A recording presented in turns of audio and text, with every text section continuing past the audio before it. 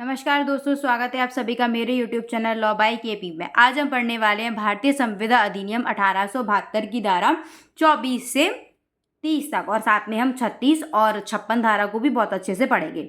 ठीक है, तो सबसे पहले हम ये जानते हैं कि धारा 24 से 30 किस बारे में बात करती है। ये बात करती है शून्य करार के बारे में। ठीक है, शून्य करार एक सेपरेट मीन्स का सवाल बनाता है जिसमें आपको धारा 24, 25, 26, 27, 28, 29, 30, 36 और 56 को मेंशन करना होता है।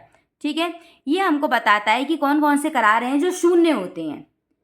ठीक है, इसके बारे में आपको ये बताता है। प्लस इसमें प्री के भी बहुत इंपॉर्टेंट सवाल बनते हैं जो डायरेक्ट सेक्शन से पूछे जाते हैं, जैसे कि धारा 36 सेक्शन का ही नाम पूछा जाता है, धारा 56, धारा 24, धारा 25, 26, 27, 28 से आपके जो सारे सेक्शंस हैं ना, ये प्री के पर्पज से और इवन मीन्स के पर्पज से बहुत ही ज़्यादा इंपॉर्टेंट है। मीन्स का तो सेपरेट एक सवाल बनता है। सवाल आपसे पूछा जाता है कि करार क्या है, कौन से करार शून्य है और शून्य करार क्या है, ये आपसे पूछा जाता है। ठीक है, तो आपको इसे हम वीडियो को बिल्कुल स्टार्टिंग से एंड तक पूरा देखेंगे, बिल्कुल भी स्किप नहीं करेंगे। अपने हेडफोन, कॉपी, पेन, पेपर लेके बैठ जाओ, जो भी मैं आपको नोट डाउन कराऊँ वो नोट करो, क्योंकि मीन्स के पर्पज से इसमें डायरेक्ट से ही आपको पूरा लिखना है। क्योंकि आप खुद देखो, धारा 24 लिखोगे, 25 लिखोगे, 26 लिखोगे, 27, 28, 29, 30, 36, 56 इतना बड़ा हो जाएगा कि आपको कमेंट्री की ज़रूरत ही नहीं पड़ने वाली है। इवन आपको इसमें से भी थोड़ा सा आपको कंसाइज ही करना पड़ेगा, क्योंकि ये बहुत बड़ा हो रहा है, तो आपको कंसाइज करना ही पड़ेगा। ठीक है, तो हम बिना बिल्कुल भी देरी किए अपनी वीडियो को स्टार्ट करते हैं। सबसे पहले हम डायरेक्ट में से पढ़ते हैं कि सबसे पहले ये जान लेते हैं कि शून्य करार क्या होता है। तो शून्य करार की डेफिनेशन किस में बताई गई है, टू छा में। इसमें आपको शून्य करार की डेफिनेशन बताई गई है कि शून्य करार क्या होते हैं। ठीक है, करार की डेफिनेशन किस में बताई गई है, टू ड, दो की उपधारा डा में आपको करार की डेफिनेशन बताई गई है, और दो की उपधारा छ में आपको शून्य करार की डेफिनेशन बताई गई है। शून्य करार कौन से होते हैं, वे करार जो विधित प्रवर्तनीय ना हो शून्य करार कहलाते हैं। मतलब जिनका हम प्रवर्तन विधि द्वारा नहीं करा सकते वो करार हमारे शून्य कहलाते हैं, जो स्टार्टिंग से ही वॉइड हो जाते हैं, जो कॉन्ट्रैक्ट की स्टेज पर ही नहीं पहुंच पाते, वो वॉइड एग्रीमेंट अपने होते हैं। ठीक है, अब हम स्टार्ट करते हैं सेक्शन 24। सेक्शन 24 क्या बोलता है, सेक्शन 24 हमारा बोलता है यदि प्रतिफल और उद्देश्य भागत विधि विरुद्ध हो तो करार शून्य होंगे।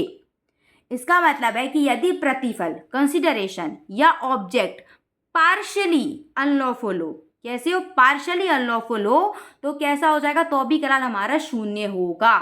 ठीक है, यदि एक या अधिक उद्देश्यों के लिए किसी एकल प्रतिफल का कोई भाग्य या किसी एक उद्देश्य के लिए कई प्रतिफलों में से कोई एक या एक का कोई भाग्य विधि विरुद्ध हो तो पूरा करार ही शून्य हो जाता है। इसका एक एग्जाम्पल लेते हैं कि मैंने जो है, एक हम एग्जाम्पल से इसे समझते हैं कि ए ने बी से एक कॉन्ट्रैक्ट किया कि ए ने बोला मैं तुमको 10,000 रुपये दूंगा, बदले में तुम मुझे 5 किलो चावल और 5 किलो अफीम दे देना। ठीक है, 5 किलो चावल, 5 किलो अफीम। अब ये क्या है, पार्शली तो वैलिड है पर पार्शली वॉइड है, तो ये पूरा ही वॉइड हो जाएगा। क्योंकि क्या है, ए क्या कर रहा है, ए का उद्देश्य क्या है, ए का उद्देश्य है इतने रुपए देना, 10,000, पर इसको प्रतिफल में क्या मिलेगा, 5 किलो चावल और 5 किलो अफीम। इसका प्रतिफल क्या है, भागत विधि विरुद्ध है, पार्शली क्या है, पार्शली अनलॉफुल है। बी के लिए प्रतिफल तो वैलिड है, उसे 10,000 रुपये मिल रहे हैं जो कि वैलिड है, पर उसका उद्देश्य क्या है, उसका उद्देश्य 5 किलो चावल और 5 किलो अफीम देना, जो कि क्या है, अनलॉफुल है। तो ऐसे ए के लिए प्रतिफल अनलॉफुल है और बी का ऑब्जेक्ट अनलॉफुल है, और वो भी पार्शियली अनलॉफुल है, क्योंकि चावल तो सही है, पार्शियली अनलॉफुल है, तो ये क्या हो जाएगा, ये हो जाएगा हमारा पूरा एग्रीमेंट वॉइड। ठीक है, ये हम ऐसे भी मान सकते हैं कि जो ए है वो बी को बोलता है कि मैं तुम्हें 1 जुलाई 2025 को 5 किलो आटा और 10 ग्राम गांजा दूंगा, बदले में तुम मुझे 1 लाख रुपए दोगे।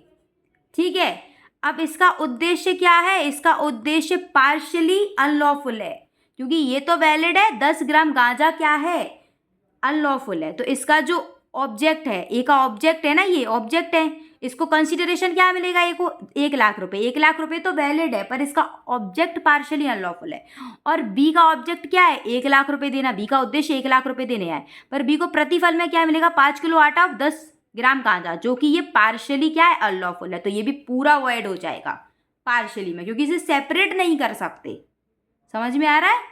आगे और पढ़ेंगे तो और अच्छे से समझ में आएगा। ठीक है, चलिए अब हम फिर से वेयर एट को अपना पढ़ते हैं। इतना हमको समझ में आ गया। 24 हमारा क्लियर हो गया कि जब पार्शली अनलॉफुल होता है ना, तो वो क्या हो जाता है? पूरा ही वर्ड हो जाता है। ठीक है, अब यहाँ हम बात करते हैं, हाँ 25 बात करता है प्रतिफल के बिना क्या होता है? करार हमेशा शून्य होता है। प्रतिफल के बिना क्या होता है? करार शून्य हो जाता है। अगर हम कोई करार कर रहे हैं और उसमें कंसिडरेशन ही नहीं है, तो वो कैसा हो जाएगा? वॉइड हो जाएगा। ठीक है, कंसिडरेशन कम ज़्यादा का मतलब नहीं होता कि कंसिडरेशन कम ज़्यादा से फ़र्क नहीं पड़ता, कंसिडरेशन होना ही चाहिए, कम ज़्यादा से बिल्कुल फ़र्क नहीं पड़ता। ठीक है, तो प्रतिफल के बिना करार क्या होता है? शून्य होता है, पर इसके कुछ एक्सेप्शन है। अगर इनमें फॉल कर जाएगा तो शून्य नहीं होगा। जैसे कि क्या होता है? अगर हम कुछ भी चीज़ लिखित रूप में, अभिव्यक्त और दस्तावेजों की रजिस्ट्रीकरण के लिए करते हैं, अगर हम कोई चीज़ लिखित रूप में, अभिव्यक्त और दस्तावेज के रजिस्ट्रीकरण के लिए करते हैं, तो वो क्या हो जाता है? या एक दूसरे के साथ निकट संबंध वाले, हम नैसर्गिक प्रेम, नेचुरल प्रेम है हमें। तो एग्जाम्पल जैसे गिफ्ट है, दान। हम जब कोई चीज़ दान में देते हैं तो क्या उसके बदले कुछ लेते हैं? नहीं लेते। तो ये कॉन्ट्रैक्ट कैसा होता है? ये वैलिड हो जाता है, क्योंकि हम एक नैसर्गिक प्रेम और स्नेह के कारण हम कुछ चीज़ दे रहे हैं। ठीक है, लिखित रूप में और अभिव्यक्त रूप से हम रजिस्टर्ड करके उसको क्या दे रहे हैं? एक दूसरे व्यक्ति के साथ निकट संबंध है हमारे, उसे हम उसको दान में दे रहे हैं, हमारा उससे प्रेम है। ठीक है, हमारा एक नेचुरल अफेक्शन है उससे, तो हम उसको दे रहे हैं दान। तो ये दान के बदले हम कुछ ले अथवा ना ले, दान में लिया ही नहीं जाता, तो हम प्रतिफल नहीं ले रहे हैं, फिर भी ये करार, हमारी जो कॉन्ट्रैक्ट है या जो एग्रीमेंट है वो वैलिड होगा।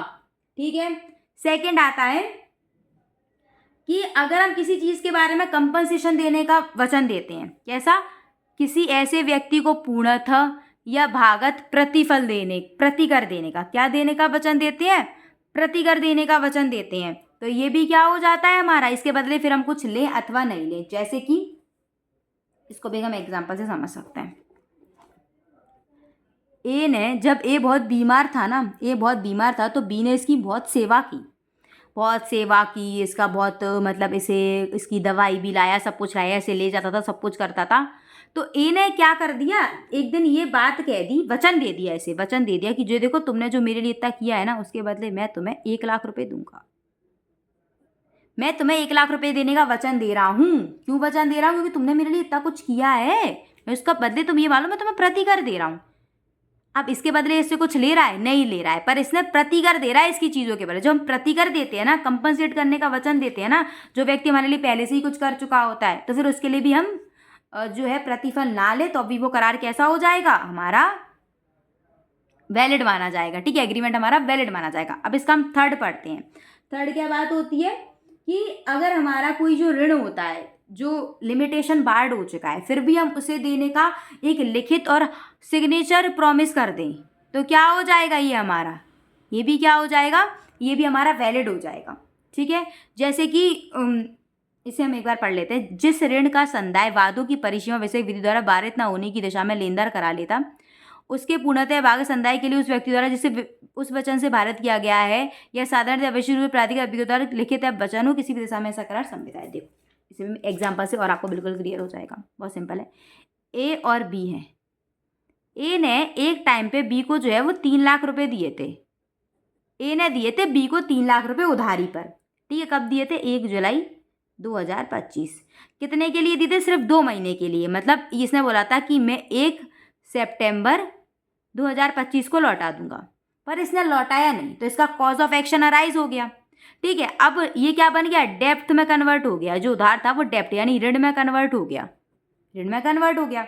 अब ए इसे कितने समय तक ले सकता है? हमारा जो लिमिटेशन एक्ट होता है ना, लिमिटेशन एक्ट डेप्थ को वसूलने के लिए 3 साल देता है कि आप 3 साल में कभी भी अपना जो है वो वाद दायर कर सकते हैं। ठीक है, 1 जुलाई को इसने दिया, बोला था कि मैं 1 सितंबर को लौटा दूंगा, अब नहीं लौटा रहा है, इसका कॉज ऑफ एक्शन ए के लिए अराइज हो गया। अब ये कब तक बाद ला सकता है? ये ला सकता है 2025 है, 1 सितंबर 2026, 1 सितंबर 2027, 1 सितंबर 2028 से पहले पहले ला सकता है। लेकिन आज हो गया 2 सितंबर 2028। अब ये क्या हो गया? डेप्थ बार्ड बाय लॉ हो गया। क्या हो गया? परिसीमा विधि द्वारा क्या हो गया? वारित हो गया, बार्ड बाय लॉ हो गया। ठीक है, बार्ड बाय लॉ हो गया। पर जो बी है वो इसके घर पे आता है 3 सितंबर 2028 को कि अरे भाई साहब ऐसी बात नहीं है, मैं आपको दे दूंगा, ऐसी बात नहीं है। और ये एक वचन दे देता है और वचन पे क्या कर देता है? अपने साइन कर देता है और रिटर्न फॉर्म में लिख देता है। वचन को क्या रिटर्न फॉर्म में लिखेगा तभी तो साइन होगा। वचन देता है, उसे लिख कर देता है और साइन कर देता है। ठीक है, अब ये एक वैलिड एग्रीमेंट हो जाता है। कैसा हो जाता है? वैलिड एग्रीमेंट हो जाता है। अब बदले में, चाहे इसके बदले में ये इसे कुछ दे अथवा ना दे, ये बोलता है कि देखो मैं आपको जो आपका ये जो ऋण मेरे पास है ना, ये जो परिसीमा वारित हो गया है, मैं आपको लौटा दूंगा, आप चिंता मत करो। ठीक है, ये लौटा देता है। अब इसके बदले क्या ए उसको कुछ देगा? बी को कुछ भी नहीं देगा, उसको तो अपने 3 लाख रुपए लेने हैं, वो कुछ नहीं देगा। बदले में ए बी जो है वो 3 लाख रुपए दे रहा है, पर ए जो है वो बदले में कुछ नहीं दे रहा। क्यों नहीं दे रहा? क्योंकि ये परिसीमा वारित जो ऋण था उसे देने का वचन दे रहा है। इसके बदले में भले ही इसे कुछ ना मिले तब भी एग्रीमेंट कैसा होगा? बिल्कुल वैलिड होगा।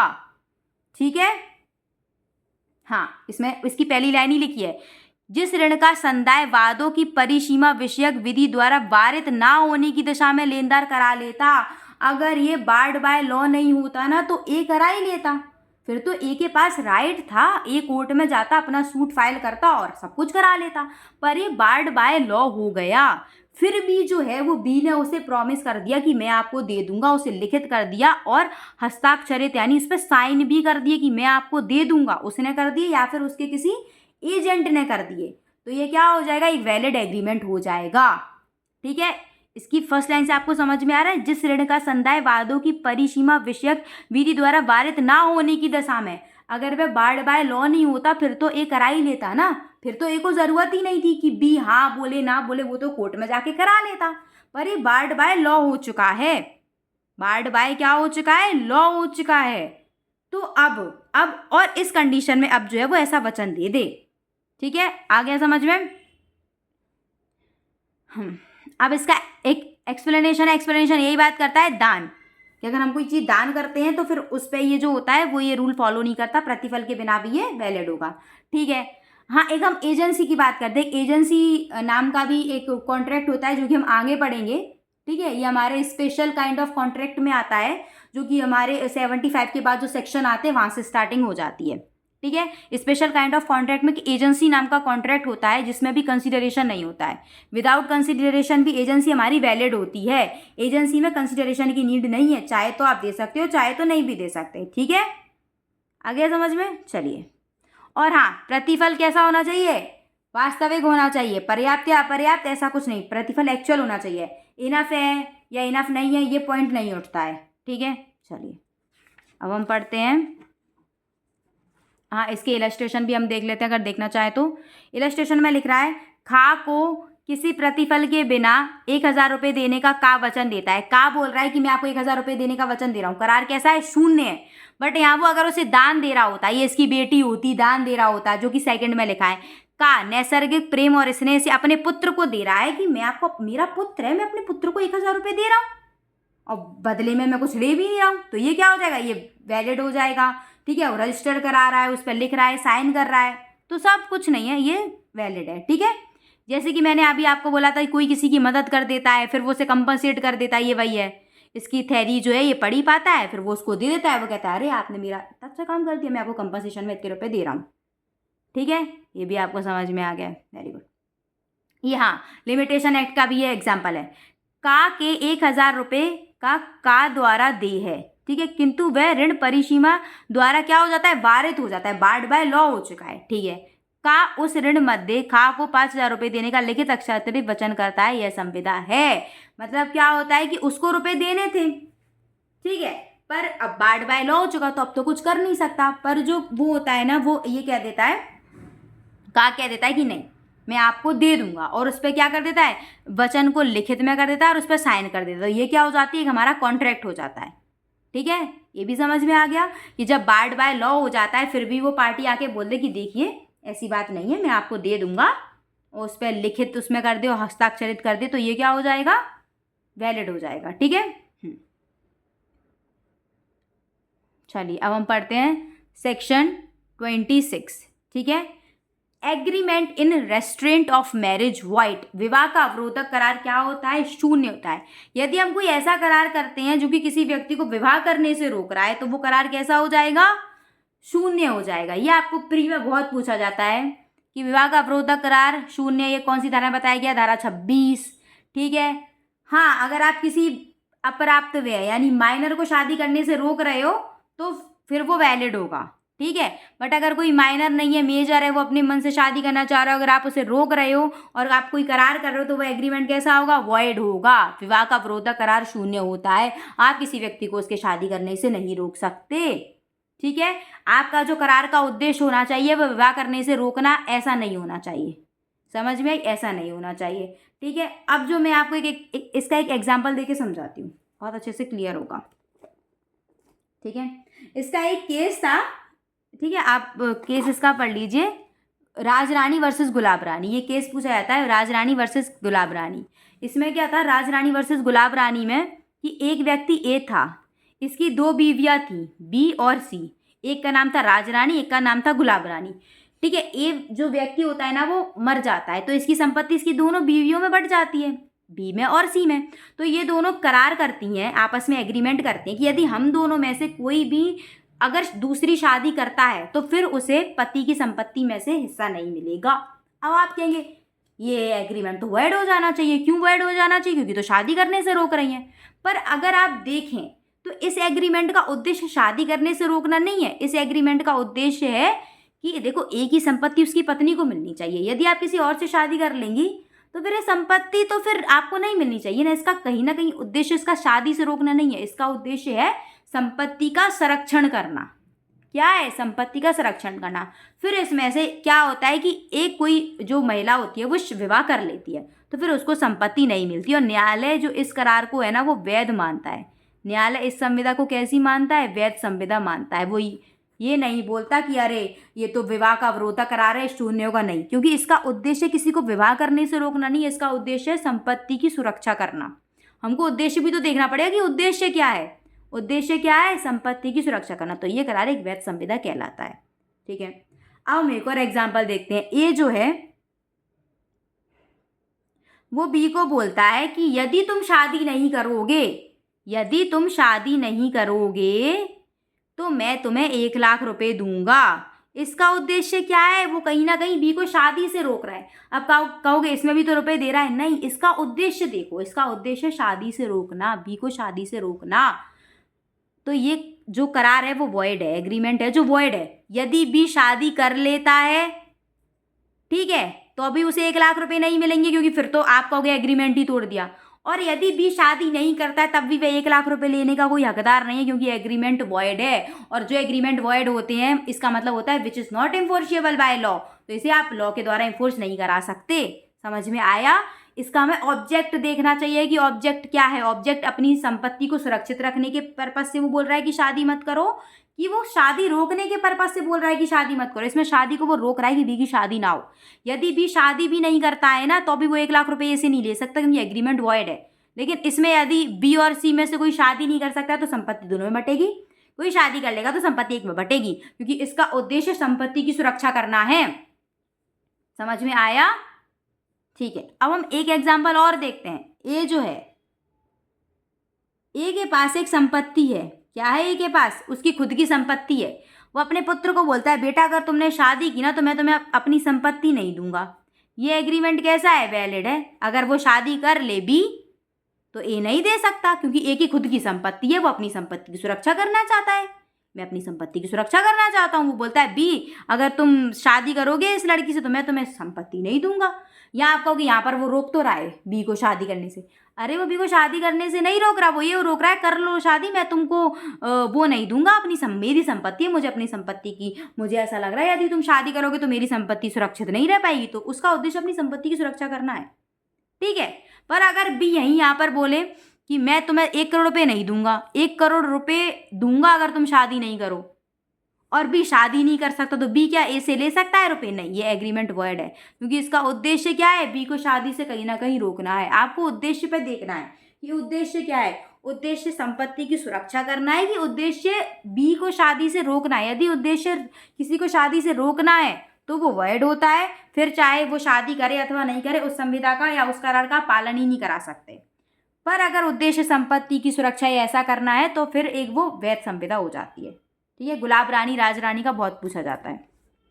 चलिए अब हम फिर से अब बात करते हैं, व्यापार का अवरोधक करार शून्य है। अगर हम किसी व्यक्ति को कुछ व्यापार करने से रोकने का करार करते हैं ना कि आप इस प्रकार का व्यापार नहीं करेंगे, तो वो करार शून्य हो जाता है। कैसा हो जाता है? शून्य हो जाता है। जो जहाँ तक उस व्यक्ति को व्यापार करने से रोकता है वहां तक वो क्या हो जाता है? शून्य हो जाता है। ये एक सेपरेट मीन्स का क्वेश्चन भी बनाता है, व्यापार का अवरोधक करार शून्य होता है, सेपरेट मीन्स का क्वेश्चन आपका बनता है। प्री में पूछता है, सेक्शन का नंबर पूछता है, ठीक है। इसका एक एक्सेप्शन है। एक्सेप्शन क्या है? जिस कारोबार की गुडविल बेच दी गई है उस कारोबार को ना चलाने की करार की व्यावृत्ति, ठीक है। इस समय के एग्जाम्पल से इसे भी समझते हैं, ये भी एग्जाम्पल से बहुत अच्छे से समझ में आएगा। देखिए ए जो है ना उसकी एक फैक्ट्री थी, बहुत मतलब उसकी फैक्ट्री थी, कुछ भी आप मान के चलो, उसकी खिलौनों की फैक्ट्री थी या कुछ भी खिलौनों का नाम था उसकी फैक्ट्री थी, आप केपी नाम से मान लो, केपी टॉय फैक्ट्री थी। वो अपनी फैक्ट्री जो है वो बी को बेच देता है, उसकी गुडविल जो होती है उसे बेच देता है, ठीक है। क्या बेचता है? अपनी गुडविल बेच देता है कि आप आज से आप ये मेरी जो है वो इसको चलाओगे, ऐसा ऐसा कुछ भी। अब वो कह सकता है कि देखो मैंने आपको केपी टॉय बेच दी, अब आप ना केपी टॉय नाम से कोई और मत ऐसे मतलब कर लेना। तो जब कोई व्यक्ति अपनी गुडविल बेच देता है ना, फिर वो बोल सकता है कि अब आप इस प्रकार का कोई व्यापार मत करना, ठीक है, क्योंकि मैंने आपको अपनी गुडविल बेच दी, आप इसे अच्छे से करो। तो ये इसका एक एक्सेप्शन होता है कि अगर आप विवाह के अवरोधक करार व्यापार के अवरोधक करार करते हो ना तो वो करार शून्य हो जाता है। पर जब आप किसी कारोबार की गुडविल को बेच देते हो ना, यानी उसकी साख को बेच देते हो ना सामने वाले को, फिर आप कह सकते हो कि उस कारोबार को आगे मत चलाना, फिर वो कारोबार सेव हो जाता है। फिर आपको जो भी चलाना है आप चला लो, पर उस कारोबार को मत चलाना। फिर वो कह सकता है कि आप कुछ मतलब इस ज्यूरिडिक्शन में नहीं चलाओ या फिर इन सीमाओं के अंदर मत चलाओ, है ना। पर्सनली आपको एक बोल सकता है कि सुनो आप जो इन लोकल लिमिट्स में मत चलाओ, वो स्पेसिफाई कर सकता है कि सुनो आप ना ग्वालियर में इसको मत चलाना, या भोपाल में मत चलाना, ठीक है, पूरे मध्य प्रदेश में मत चलाना। तो वो उतनी से वो सेव हो जाता है, ठीक है। फिर आप उसको उतने में नहीं चला सकते क्योंकि उसने आपको अपनी गुडविल बेच दी है, ठीक है। चलो सेक्शन 28। सेक्शन 28 भी प्री के पर्पज से भी इंपॉर्टेंट है, आपको सीधे पूछ लेता है कि विधिक कार्रवाइयों के अवरोधक करार शून्य कौन सी धारा में बताया गया है? 28 में बताया गया है, ठीक है। सेपरेट मीन्स का 4 नंबर का क्वेश्चन बनाती है ये, ठीक है। ये आपको अलग में सेपरेटली आपको बता दूंगी कैसे इसका सेपरेट मीन्स का क्वेश्चन जो है वो बनता है। तो हम इसे डायरेक्ट से रीड कर लेते हैं। इसका मतलब होता है विधिक कार्रवाइयों की अवरोधक करार शून्य आता है यदि आप किसी व्यक्ति से कोई ऐसा करार करते हो कि आप आगे चल के इस प्रकार की लीगल प्रोसीडिंग नहीं अपनाओगे। तो आप किसी व्यक्ति को उसको लीगल प्रोसीडिंग, उसका जो राइट होता है उससे आप उसे वंचित कर रहे हो, ठीक है, आप उसे डेप्राइव कर रहे हो उस राइट से कि वो उस राइट का यूज नहीं कर पाए। तो ये क्या हो जाता है? फिर ये करार जो हो जाता है वो शून्य हो जाता है, ठीक है। अगर आप किसी को विधिक कार्रवाइयों से रोकने का कोई करार कर रहे हो कि देखो आगे चल के ना तो मेरे ऊपर ये कार्रवाई नहीं करोगे, तो वो क्या हो जाएगा? वो करार शून्य हो जाएगा, ठीक है। अब उसका एक्सेप्शन है। इसका एक्सेप्शन क्या है कि आप किसी को रोकते नहीं हो पर आप एक फिक्स कर देते हो कि आगे चल के अगर हमारा कोई विवाद होता है ना इस कॉन्ट्रैक्ट में, तो हम क्या करेंगे, हम जो है ना वो आर्बिट्रेशन डिस्प्यूट में से सॉल्व कर लेंगे। अगर आगे चल के हमारे मैटर में कोई भी जो डिस्प्यूट अराइज होता है तो हम उसे आर्बिट्रेशन में जाके कर लेंगे, मतलब ठीक है, आर्बिट्रेशन में जाके हम उसको सॉल्व कर लेंगे। तो फिर ये वॉइड नहीं होगा क्योंकि आपने एक स्पेसिफाई मैनर बता दिया कि हम जो है ना इस तरीके से जाके कर लेंगे, ठीक है। यह धारा उस संविदा को अवैध नहीं कर देगी जिसके द्वारा 2 या 2 से अधिक व्यक्ति क्या करार कर लेते हैं कि यदि हमारी संविदा में कोई भी विवाद पैदा होता है तो हम उसे मध्यस्थम के लिए निर्देशित करने वाली संविदा कर लेंगे, ये सेव होता है, ठीक है। चलो अब इसका हम सेकंड पढ़ते हैं। इसका सेकंड एक्सेप्शन होता है कि जो प्रश्न पहले से ही पैदा हो चुके हैं उन्हें हम निर्देशित करने की संविदा की व्यावृत्ति, कि हम पहले से ही इन्हें क्या कर लेते हैं, पहले से ही जो प्रश्न पैदा हो चुके हैं ना, पहले से हम ऐसे डिफाइन कर लेते हैं, पहले से हम उन्हें सही कर लेते हैं, या फिर हम उन्हें मध्यस्थतम के मतलब निर्देशित कर देंगे, ठीक है, या फिर हम उन्हें किसी स्पेशल कोर्ट में जाके कर लेंगे। वो कहते हैं नहीं, मैं तो आर्बिट्रेशन ट्रिब्यूनल में जाके अपन इसे सॉल्व कर लेंगे, ठीक है। इसे एग्जाम्पल ले लेते हैं। ए है, वो बी से एक कॉन्ट्रैक्ट करता है, इनका कॉन्ट्रैक्ट हो गया। ए कहता है कि देखो आगे चल के अपन में कुछ भी डिस्प्यूट अराइज होता है ना, तो अपन आर्बिट्रेशन ट्रिब्यूनल में चलेंगे और सॉल्व कर लेंगे, ठीक है। अब आप बोलोगे ये तो इसे सिंपल कोर्ट में जाने से मना कर रहा है, ये सिविल कोर्ट में जाने से इसे मना कर रहा है, ये तो इसको लीगल प्रोसीडिंग को रेस्ट्रेंट कर रहा है, ये वर्ड हो जाएगा। नहीं, रेस्ट्रेंट नहीं कर रहा है, ये नहीं बोल रहा है कि तुम ना आगे चल के कोई लीगल प्रोसीडिंग ही मत करना, वो नहीं कर रहा है। एक स्पेसिफाई मैनर इन्होंने डिसाइड कर लिया, दोनों ने आपस में मिलकर डिसाइड किया है ना कि अगर हमारा कोई डिस्प्यूट होगा तो हम आर्बिट्रेशन ट्रिब्यूनल चल लेंगे या हम कोई और चल लेंगे, ठीक है। तो ये वैलिड होगा क्योंकि इन्होंने स्पेसिफाई एक मैनर डिसाइड कर लिया दोनों ने मिलके। और यहीं अगर ये बोल देता कि देखो कुछ भी डिस्प्यूट होगा तुम जो है मेरे ऊपर लीगल प्रोसीडिंग नहीं कर सकते, तो ये वॉइड हो जाता, ठीक है। इन्होंने पर एक डिसाइड कर लिया कि हम आर्बिट्रेशन ट्रिब्यूनल में चलेंगे, तो ये क्या हो जाएगा, ये हो जाएगा वैलिड, ठीक है। चलिए अब हम बात करते हैं हमारा सेक्शन 29। सेक्शन हमारा 29 बात करता है एग्रीमेंट्स वॉइड फॉर अनसर्टेनिटी। करार अनिश्चितता के कारण शून्य यानी असर्टेन है। असर्टेनिटी क्या है इनमें, वे करार जिनका अर्थ ही निश्चित नहीं होता। अर्थ क्या है, निश्चित ही नहीं है, असर्टेन है। इसका मीनिंग क्या है, असर्टेन है, सर्टेन नहीं है, नॉट सर्टेन। और capable of being made certain, या हम उसे निश्चित किया जाना कैपेबल ही नहीं है, उसे निश्चित किए जाने के वो योग्य नहीं है, तो शून्य हो जाता है। इसका एक एग्जाम्पल इलस्ट्रेशन के थ्रू बिल्कुल अच्छे से समझ में आ जाएगा। खाको का 100 टन तेल बेचने का करार करता है, ठीक है। उसमें यह दर्शित करने के लिए कुछ नहीं है किस तरह का तेल है।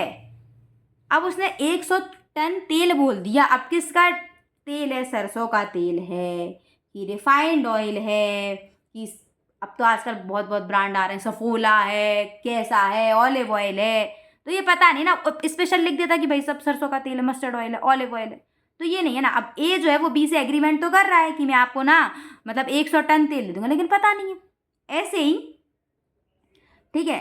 अब इसमें लिखा है खाको आप विनिर्दिष्ट वर्णन का। अब इसमें उसने स्पेसिफाई कर दिया कि मैं आपको क्या कर दूंगा, उसने स्पेसिफाई कर दिया कि मैं आपको एक स्पेसिफाई कर दिया उसने कि मैं आपको 100 टन तेल बेचूंगा। उसने स्पेसिफाई लिख दिया होगा इसमें कि सरसों का है क्या, इसमें कोई असर्टेनिटी नहीं है, तो ये क्या हो जाएगा, वैलिड हो जाएगा।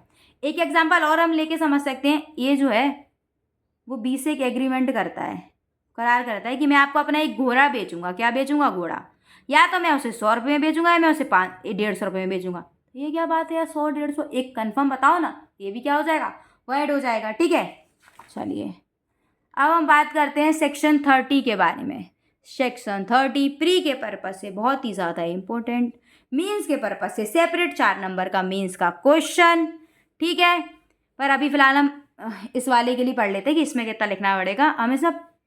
बाजी, इसे हम जानते हैं बाजी युक्त करार। बाजी युक्त करार का मतलब होता है शर्त वाला, ठीक है। Agreement by way of wager void, जब हम कोई शर्त लगाते हैं, कैसी शर्त लगाते हैं कि हम जैसे कि जुआ सट्टा वगैरह होता है, अगर इसमें हम कोई शर्त लगा लें, आजकल सट्टा लगाते हैं लोग, मैच पे सट्टा लगाते हैं कि इंडिया जीत गई तो 1 करोड़ तू मुझे देगा, इंडिया हार गई तो 1 करोड़ मैं दूंगा, तो ये कैसे एग्रीमेंट होते हैं, ये वॉइड होते हैं, इलीगल होते हैं, ये इलीगल भी होते हैं, वॉइड भी होते हैं। अगर हम कोई ऐसा करार करते हैं ना कि वहाँ पर अगर इंडिया जीत गई तो मैं दूंगा, या हम शर्त लगा लेते हैं, जुआ टाइप का हो जाता है, जुआ खेलते हैं लोग कि मैं जीता तो इतने, तब तुम मुझे दोगे इतना इतना, ये असर्टेन इवेंट होते हैं, इनमें सर्टेनिटी नहीं होती, असर्टेन होते हैं, हैपनिंग नॉन हैपनिंग दोनों की इक्वल आपकी वो होती है चांस, ठीक है। अब इंडिया जीत भी सकती है, इंडिया नहीं भी जीत सकती, ठीक है। पाकिस्तान हार भी सकती है, ठीक है, पाकिस्तान जो भी वो भी जीत भी सकती है, जो भी है, ठीक है। तो ये चीज़ हो जाती है, हाँ वैसे इंडिया ही ठीक है। चलिए तो ये हो जाएगा ऐसा, इसमें सर्टेन और असर्टेन रहता है, ठीक है।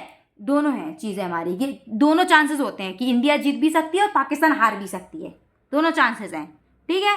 तो इसका कोई कंफर्म नहीं है, तो आपने ये समझा कि जब हम कोई ऐसा सट्टा वगैरह लगाते हैं फिर इस पर हम कर रहे हैं, अब ए जो है वो बी के पास जाएगी, अरे मैंने ना इसे सट्टा लगाया था कि अगर इंडिया जीत जाएगी तो ये मुझे 1 करोड़ रुपए देगा, अभी मुझे 1 करोड़ रुपए दे नहीं रहा। तो ये आप इसे इन्फोर्समेंट लॉ के द्वारा नहीं करवा सकते, क्योंकि इन्फोर्समेंट बोल दे कि देखो ये आ रहा है इंडियन कॉन्ट्रैक्ट एक्ट 1872 के सेक्शन 30 के अंडर, यानी बाजी युक्त करार शून्य होते हैं। समझ में आ गया। अब इसके एक्सेप्शन होते हैं। इसके एक्सेप्शन क्या होते हैं कि घुड़दौड़, जो हम घुड़दौड़ चलती है ना, जो कि घुड़दौड़ के लिए, फिर ये इसके अपवाद है कि अगर घुड़दौड़ चल रही है जो हम उसमें लगाते हैं कि ये घोड़ा जीतेगा वो घोड़ा जीतेगा, ये सब लीगल चीज़ होती है। ये जो लीगल चीज़ होती है अगर उसमें हम लगा देते हैं ना तो फिर ये वैलिड होता है। फिर उसमें अगर हम कोई भी धनराशि जीत ली जाए ना तो फिर उसका वो होता है, और उसका मूल्य क्या होना चाहिए, 500 रुपये से या उससे अधिक होना चाहिए। इसके अपवाद क्या होते हैं, घुड़दौड़ और लॉटरी। लॉटरी कौन सी होती है, एक आपने देखा होगा पेपर में आती है कोई पजल वगैरह, आप उसे सॉल्व कर दो तो आपको कुछ रुपए मिल जाते हैं, आप उसे भेज दो उस ईमेल वगैरह पे, तो वो भी इसमें अंडर में आ जाती है। लॉटरी, लॉटरी खुलती है, आपने देखा होगा लॉटरी खुलती है, सब लोग ले जाते हैं, 100 रुपये का कार्ड बेचता है, उस पर एक नंबर लिखा होता है, फिर एक लॉटरी एक दिन खुलती है, वो जिसका मैच हो जाए उसे मिल जाता है। तो ये सब लीगल होती हैं। इनके लॉटरी के कार्यालय खुले होते हैं, ये लीगल होती है। ठीक है, ये जो लॉटरी लीगल होती है और ये जो घुड़दौड़ होती है ये लीगल होती है। ठीक है, ये सब चीज़ें क्या होती हैं, लीगल होती हैं। जो आपने देखा होगा ना चिट फंड वगैरह, ये सब चीज़ें ये जो लीगली होती हैं, जो ऑथराइज बाय गवर्नमेंट होती हैं, वो चीज़ें अगर आप करते हो ना, फिर उसमें आपको जीत जाते हो ना, तो उसमें क्या हो जाता है, आपका वो चीज़ वैलिड हो जाएगी। आप उस पर क्लेम कर सकते हो कोर्ट में जाके कि देखो लॉटरी हुआ था, मैंने टिकट लिया था, मेरा नंबर बिल्कुल मैच कर रहा है, लेकिन ये मुझे रुपए देने से मना कर रहे हैं। ये क्या हो जाएगा, ये वैलिड हो जाएगा। ये आपका क्या हो जाएगा, ये वैलिड हो जाएगा। ठीक है, ये एक्सेप्शन में फॉल कर जाएगा। ठीक है, ये पता है एक्सेप्शन में क्यों फॉल नहीं करता, क्योंकि इसके क्या होता है, इक्वल चांसेस होते हैं। ऐसा हो भी सकता है, नहीं भी हो सकता। अगर हो जाएगा तो तुम जीत जाओगे, नहीं होगा तो मैं जीत जाऊंगा, ऐसा होता है। ठीक है, अगर इंडिया जीत गई तो तुम मुझे 1 करोड़ रुपए दोगे, इंडिया नहीं जीती तो मैं तुम्हें 1 करोड़ रुपए दूंगा, ऐसा चीज हो जाता है इसमें। समझ में आई। पर अगर जो लीगली होती है जैसे घुड़दौड़ होती है, इसमें क्या होती है, घुड़दौड़ में क्या होता है कि हॉर्स रेसिंग में क्या होता है कि ये वाला घोड़ा 4 नंबर का घोड़ा जीता तो मैं इस पर 10 लाख रुपए लगाता हूँ, 4 नंबर का घोड़ा मैं इस पर 10 लाख रुपए लगाता हूँ, तो अगर हार जाएगा जीत जाएगा तो मैं 10 लाख रुपए ऐसे मिल जाएंगे। लॉटरी में आप लॉटरी खरीद रहे हो, मिल जाएगा, तो आपको लॉटरी का नंबर मैच है तो आपको मिल जाएगा।